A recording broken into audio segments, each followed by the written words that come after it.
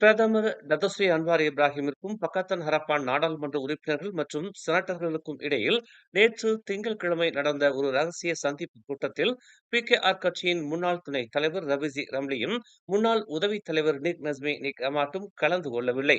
தனிப்பட்ட பணியின் காரணமாக தற்போது தாம் சிங்கப்பூரில் இருப்பதால் கூட்டத்தில் தம்மால் கலந்து கொள்ள முடியவில்லை என்று சித்தியாவங்சா நாடாளுமன்ற உறுப்பினருமான நிக் நஸ்மி தெரிவித்துள்ளார். சிங்கப்பூருக்கான தமது பயணம் முன்கூட்டியே திட்டமிடப்பட்டிருந்ததாக அவர் தெரிவித்துள்ளார்.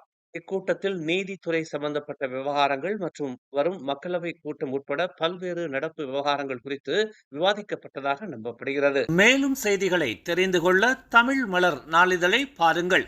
உடனுக்குடன் செய்திகளை தெரிந்து கொள்ள தமிழ் மலர் இணையதளம், தமிழ் மலர் செயலி மற்றும் மலர் டிவி யூடியூப் சேனலை வலம் வாருங்கள். எங்களோடு இணைந்திருக்க மலர் டிவியை பதிவு செய்து கொள்ளுங்கள். உறவுகள் மகிழ்ந்திட விருப்பம் மற்றும் பகிர்வு சேவையை சொடுக்கிடுங்கள்.